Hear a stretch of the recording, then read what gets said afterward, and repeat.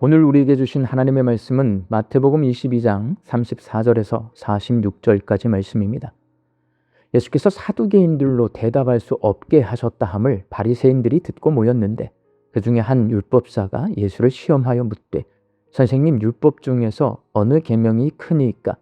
예수께서 이르시되 내 마음을 다하고 목숨을 다하고 뜻을 다하여 주 너의 하나님을 사랑하라 하셨으니 이것이 크고 첫째 되는 계명이요 둘째도 그와 같으니 내 이웃을 내 자신같이 사랑하라 하셨으니 이 두 계명이 온 율법과 선지자의 강령이니라. 바리새인들이 모였을 때에 예수께서 그들에게 물으시되 너희는 그리스도에 대하여 어떻게 생각하느냐? 누구의 자손이냐? 대답하되 다윗의 자손이니이다. 이르시되 그러면 다윗이 성령에 감동되어 어찌 그리스도를 주라 칭하여 말하되 주께서 내 주께 이르시되 내가 내 원수를 내 발 아래에 둘 때까지 내 우편에 앉아 있으라 하셨도다 하였느냐? 다윗이 그리스도를 주라 칭하였은즉 어찌 그의 자손이 되겠느냐 하시니 한마디도 능히 대답하는 자가 없고 그날부터 감히 그에게 묻는 자도 없더라. 아멘.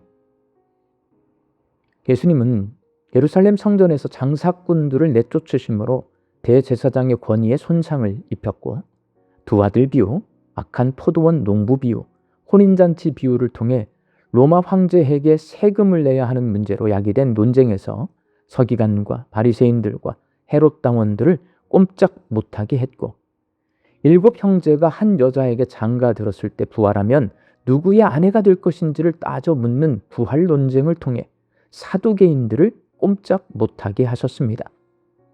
그래서 대제사장, 서기관, 바리새인, 사두개인까지 당시 예루살렘에 거주하고 있던 종교 지도자들이 약이 단단히 올랐습니다. 그들 가운데 한 바리새인이 예수님께 계명 중에 어떤 계명이 가장 큰지를 따져 물었습니다. 그가 이렇게 예수님께 어떤 계명이 가장 크냐고 물은 이유는 과연 무엇일까요? 어떻게든 꼬투리를 잡기 위해서 예수님께 따져 물은 것입니다. 당시 바리새인들은 모세 오경의 가르침을 뭐뭐 하라 248개 계명과 뭐뭐 하지 말라는 365개 계명, 도합 613개의 계명으로 체계화시켰습니다. 그들은 이 계명들을 중요한 계명과 가벼운 계명으로 분류했는데 만일 예수님께서 특정 계명을 강조하시면 이를 꼬투리로 잡아서 다른 계명을 소홀히 여긴다고 비판하기 위해 어떤 계명이 가장 큰지를 물었습니다. 실제로 바리새인들은 예수님이 안식일에 병을 고쳐주시고 남 환자의 손을 대서 고쳐주심으로 안식일 규정과 정결법을 소홀히 여기고 그보다 긍휼을 강조하는 모습을 예의주시하고 있었습니다. 그래서 만일 예수님이 안식일 규정과 정결법과 같은 규정을 준수하는 것보다 사랑과 긍휼과 같은 마음 자세를 강조하신다면 기록된 율법을 훼손하는 자라는 프레임을 씌우기 위해 어떤 계명이 가장 큰지를 물었습니다. 이를 잘 알고 계시는 예수님은 시험에 빠지지 않고 정답을 말씀하십니다. 먼저 하나님 사랑을 말씀하십니다. 본문 37절 말씀에서 예수님께서 이렇게 말씀하십니다. 예수께서 이르시되 내 마음을 다하고 목숨을 다하고 뜻을 다하여 주 너의 하나님을 사랑하라. 마음을 다하고는 진심으로 사랑하라는 말이고 목숨을 다하고는 최선을 다해 사랑하라는 말이고 뜻을 다하여는 집중해서 사랑하라는 말입니다. 하나님을 사랑하는 구체적인 방법이 경건한 삶입니다. 사랑은 계명을 지키는 것이기 때문에 마음속 생각으로 하는 것이 아니라 삶으로 살아야 합니다. 경건이란 말은 굉장히 고상하게 들립니다. 남들과 구별되고 성결한 성직자들에게 어울리는 말처럼 들리는데 그렇지 않습니다. 미국의 D.L. 무디 목사님이 경건은 아무도 보지 않는 곳에서의 나의 행동이라고 말했습니다. 사람 눈 의식하지 않고 하나님 눈 의식하며 사는 삶이 바로 경건입니다. 누가 보지 않아도 살아계신 하나님께서 나를 지켜보고 계신다는 것을 의식하고 하나님 앞에서 세속에 물들지 않도록 자기를 지켜나가는 것이 경건한 삶이고 이것이 하나님을 사랑하는 것입니다. 이렇게 하나님을 사랑하는 사람은 반드시 이웃을 사랑하도록 되어 있습니다. 예수님이 오늘 본문 39절에서 이웃 사랑하는 방법을 가르쳐 주십니다. 내 이웃을 내 자신같이 사랑하라. 나를 아끼고 사랑하듯 다른 사람을 사랑하라고 말씀하십니다. 이웃을 사랑하는 구체적인 방법이 친절한 삶입니다. 친절한 삶은 나눔과 배려의 삶입니다. 내가 좋아하면 다른 사람도 좋아합니다. 내가 좋아하는 것을 함께 나누는 것이 바로 이웃 사랑입니다. 내가 싫어하면 다른 사람도 싫어합니다. 다른 사람들이 싫어하는 일을 겪지 않도록 배려하는 것이 바로 이웃 사랑입니다. 하나님을 사랑하면 반드시 이웃을 사랑하도록 되어 있지만 이웃을 사랑한다고 해서 하나님을 사랑하는 단계에 도달하지는 못합니다. 하나님을 사랑하면 이웃을 사랑하게 됩니다. 그래서 첫째 계명이 하나님 사랑이고 둘째 계명이 이웃 사랑입니다. 한 바리새인이 예수님을 시험하기 위해 어떤 계명이 가장 큰 계명인지를 물었지만 예수님은 그 질문에 첫째가 하나님 사랑이고 둘째가 이웃 사랑임을 말씀하시므로 율법은 이를 지키는지 지키지 않는지를 따져서 벌 주기 위한 무거운 짐이 아니라 사람이 하나님과 올바른 관계를 맺고 이웃과 올바른 관계를 맺는 것임을 말씀해 주십니다. 사랑하는 광주 양림교회 성도 여러분, 계명을 지켜야 한다는 부담으로 다가오는 율법은 무거운 짐이 아니라 하나님과 나 그리고 이웃과 나 사이의 관계를 바르게 해주는 것입니다. 그래서 하나님 사랑과 이웃 사랑이 가장 큰 계명입니다. 하나님을 사랑하고 이웃을 사랑하는 것은 아주 재밌는 이야기입니다. 경건한 삶, 친절한 삶의 이야기는 모든 사람이 공감할 수 있는 우리 현실 속의 이야기입니다.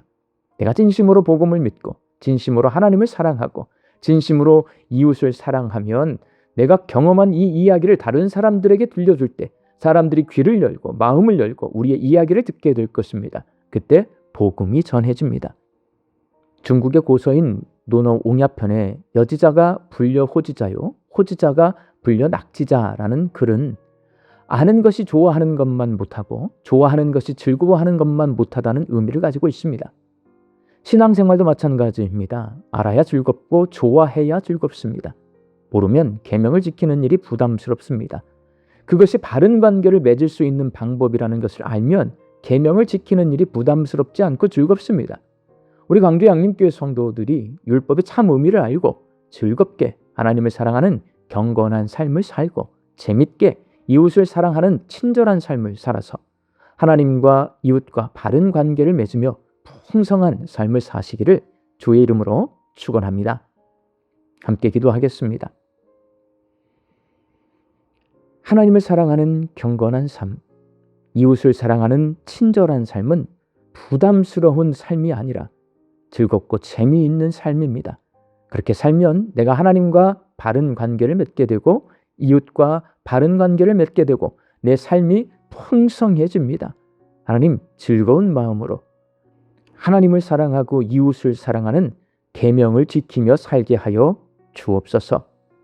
말씀 듣고 세상을 향해 나아갑니다. 내일은 거룩한 주일입니다. 하나님은 우리 예배 받으시기를 참 기뻐하십니다.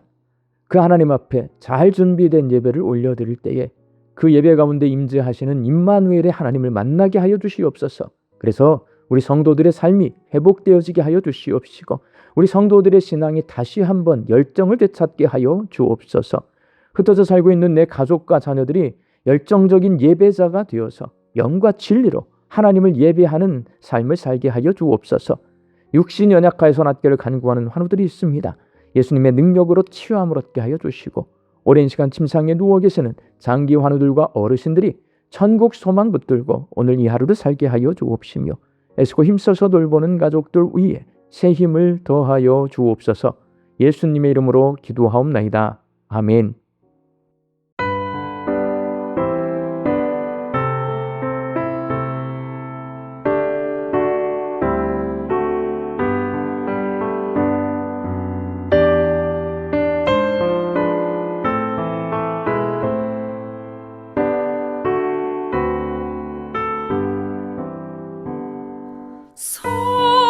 성자의 귀한 몸 날